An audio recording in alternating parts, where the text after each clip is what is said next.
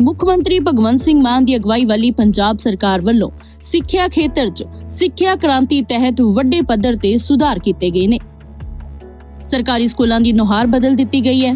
ਇਸ ਦਾ ਸਿੱਧਾ ਅਸਰ ਵਿਦਿਆਰਥੀਆਂ ਤੇ ਪਿਆ। ਉਹਨਾਂ ਦੀ ਪੜ੍ਹਾਈ 'ਚ ਦਿਲਚਸਪੀ ਵਧੀ ਹੈ ਅਤੇ ਸਾਲਾਨਾ ਨਤੀਜੇ ਵੀ ਪਹਿਲਾਂ ਨਾਲੋਂ ਬਿਹਤਰ ਹੋਏ ਨੇ। ਐਜੂਕੇਸ਼ਨ ਪਾਲਿਸੀ ਦਾ ਮੋਟਿਵ ਹੀ ਹੈ फैले विद्या चानन होई, उस दा विकास तो अपने आप ही होना है। सो मैं बहुत बहुत धन्नवादी होवांगा एफ जी एजुकेशन पॉलिसी दे एफ जी साडे सीएम सर दा, जिन्हां ने इन्ना वधिया साडे वास्ते एजुकेशन दा माहौल बनाया कि जो सरकारी स्कूल दे बच्चे किते अगे जाण तो डरदे सी, इंग्लिश बोलण तो डरदे सी, वो अज स्टेज ते बोल रहे ने। ਇਸ ਦੇ ਨਾਲ ਹੀ ਸਕੂਲਾਂ 'ਚ ਆਧੁਨਿਕ ਅਤੇ ਗੁਣਵੱਤਾ ਵਾਲੀ ਸਿੱਖਿਆ ਦੇਣ ਲਈ ਅਧਿਆਪਕਾਂ ਅਤੇ ਪ੍ਰਿੰਸੀਪਲਾਂ ਨੂੰ ਵਿਦੇਸ਼ਾਂ 'ਚ ਸਿਖਲਾਈ ਲਈ ਭੇਜਿਆ ਜਾ ਰਿਹਾ ਤਾਂ ਜੋ ਨਵੀਆਂ ਤਕਨੀਕਾਂ ਅਤੇ ਤਰੀਕਿਆਂ ਦੀ ਸਿੱਖਿਆ ਲੈ ਕੇ ਵਿਦਿਆਰਥੀਆਂ ਨੂੰ ਹੋਰ ਵਧੀਆ ਪੜ੍ਹਾ ਸਕਣ। ਇਸ ਦੇ ਨਤੀਜੇ ਵਜੋਂ ਸਰਕਾਰੀ ਸਕੂਲਾਂ ਦੇ ਵਿਦਿਆਰਥੀਆਂ ਨੇ ਨੀਟ, ਜੇਈ ਮੇਨਸ, ਜੇਈ ਐਡਵਾਂਸ ਵਰਗੀਆਂ ਪ੍ਰੀਖਿਆਵਾਂ 'ਚ ਸਫਲਤਾ ਹਾਸਲ ਕੀਤੀ ਹੈ। 4 ਸਾਲਾਂ 'ਚ ਤੁਸੀਂ ਮਿਹਨਤ ਕੀਤੀ, ਟੀਚਰਾਂ ਨੇ ਮਿਹਨਤ ਕੀਤੀ, ਪੇਰੈਂਟਸ ਨੇ ਯਕੀਨ ਕੀਤਾ ਸਰਕਾਰੀ ਸਕੂਲਾਂ ਤੇ। ਅੱਜ ਕੇਰਲਾ ਨੂੰ ਅਸੀਂ ਪਛਾੜ ਕੇ ਨੰਬਰ 1 ਤੇ ਆ ਗਏ। ਉਹਦੇ ਵਿੱਚ ਤੁਹਾਡਾ ਜ਼ਿਆਦਾ ਹੱਥ ਹੈ।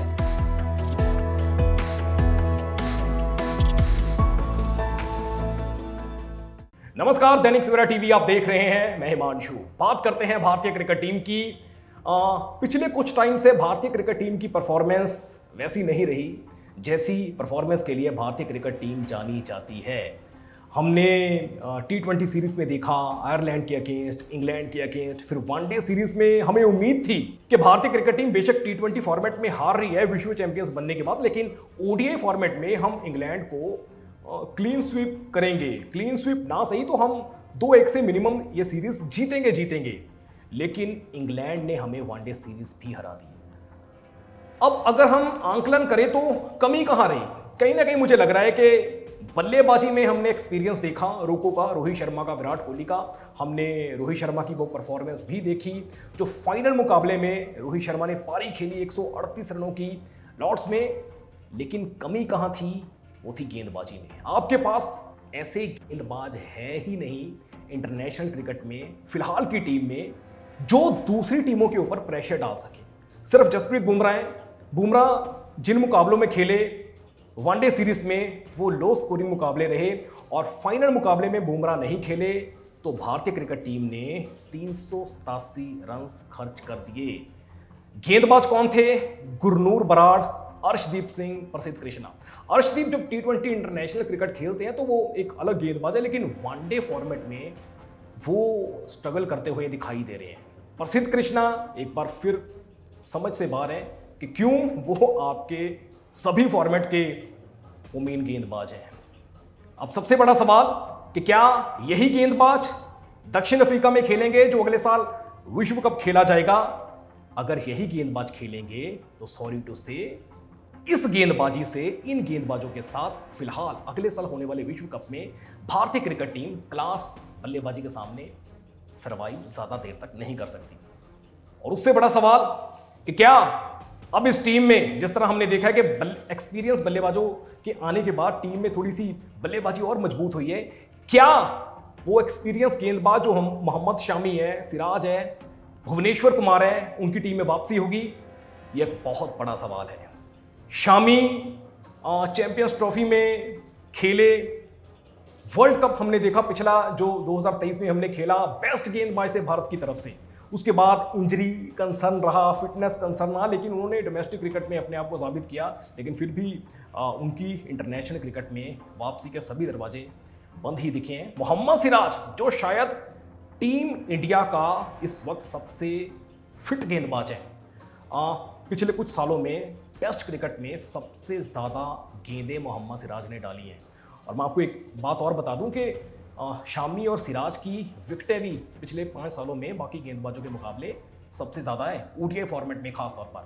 और भुवनेश्वर कुमार आई थिंक जिन्होंने कुछ बुरी परफॉर्मेंस इतनी की ही नहीं थी और जब से वो टीम से बाहर हुए थे उसके बाद उनकी इंटरनेशनल क्रिकेट में वापसी हुई नहीं। वो IPL में अपने आप को साबित कर रहे हैं। लेकिन अब सबसे बड़ा सवाल कि मैनेजमेंट की सोच क्या है? क्या इन्हीं गेंदबाजों को पॉलिश किया जाएगा और गुरनूर बराड़, अर्शदीप सिंह, प्रसिद्ध कृष्णा इन्हें दक्षिण अफ्रीका ले जाया जाएगा या एक बार फिर एक्सपीरियंस की तरफ वापस मुड़ा जाएगा? शामी, भुवनेश्वर कुमार, सिराज की टीम में वापसी होगी।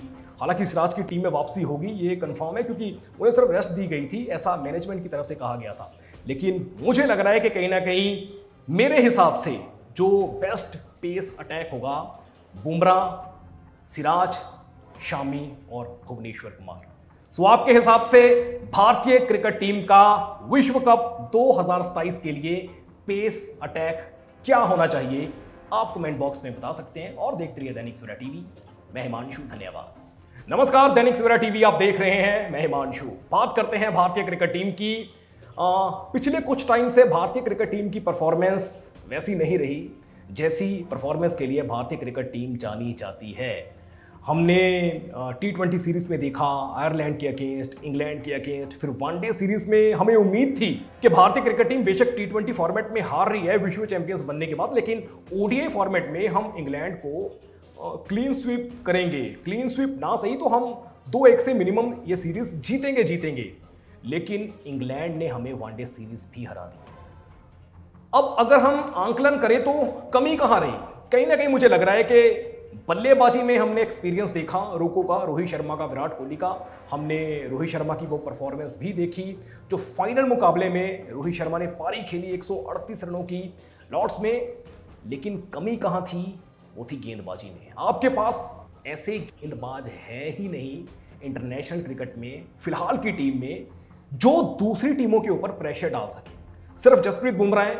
बुमराह जिन मुकाबलों में खेले, वनडे सीरीज में वो लो स्कोरिंग मुकाबले रहे और फाइनल मुकाबले में बुमराह नहीं खेले तो भारतीय क्रिकेट टीम ने 387 रन खर्च कर दिए। गेंदबाज कौन थे? गुरनूर बराड़, अर्शदीप सिंह, प्रसिद्ध कृष्णा। अर्शदीप जब T20 इंटरनेशनल क्रिकेट खेलते हैं तो वो एक अलग गेंदबाज है, लेकिन वनडे फॉर्मेट में वो स्ट्रगल करते हुए दिखाई दे रहे हैं। प्रसिद्ध कृष्णा एक बार फिर समझ से बाहर है कि क्यों वो आपके सभी फॉर्मेट के वो मेन गेंदबाज हैं। अब सबसे बड़ा सवाल कि क्या यही गेंदबाज दक्षिण अफ्रीका में खेलेंगे जो अगले साल विश्व कप खेला जाएगा? अगर यही गेंदबाज खेलेंगे तो सॉरी टू से इस गेंदबाजी से, इन गेंदबाजों के साथ फिलहाल अगले साल होने वाले विश्व कप में भारतीय क्रिकेट टीम क्लास बल्लेबाजी के सामने सरवाइव ज्यादा देर तक नहीं कर सकती। और उससे बड़ा सवाल कि क्या अब इस टीम में, जिस तरह हमने देखा है कि एक्सपीरियंस बल्लेबाजों के आने के बाद टीम में थोड़ी सी बल्लेबाजी और मजबूत हुई है, क्या वो एक्सपीरियंस गेंदबाज जो हम मोहम्मद शामी है, सिराज है, भुवनेश्वर कुमार है, उनकी टीम में वापसी होगी? ये एक बहुत बड़ा सवाल है। शामी चैंपियंस ट्रॉफी में खेले, वर्ल्ड कप हमने देखा पिछला जो 2023 में हमने खेला, बेस्ट गेंदबाज से भारत की तरफ से। उसके बाद इंजरी कंसर्न रहा, फिटनेस कंसर्न रहा, लेकिन उन्होंने डोमेस्टिक क्रिकेट में अपने आप को साबित किया।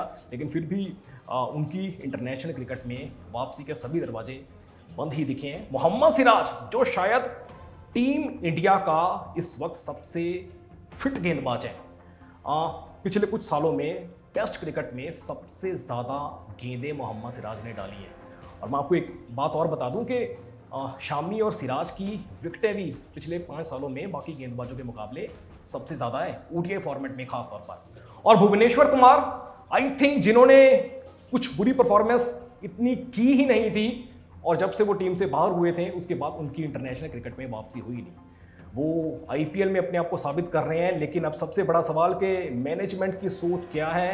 क्या इन्हीं गेंदबाजों को पॉलिश किया जाएगा और गुरनूर बराड़, अर्शदीप सिंह, प्रसिद्ध कृष्णा, इन्हें दक्षिण अफ्रीका ले जाया जाएगा, या एक बार फिर एक्सपीरियंस की तरफ वापस मुड़ा जाएगा? शामी, भुवनेश्वर कुमार, सिराज की टीम में वापसी होगी।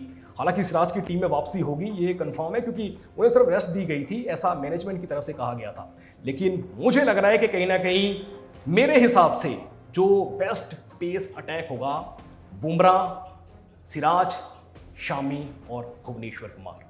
सो आपके हिसाब से भारतीय क्रिकेट टीम का विश्व कप 2027 के लिए पेस अटैक क्या होना चाहिए?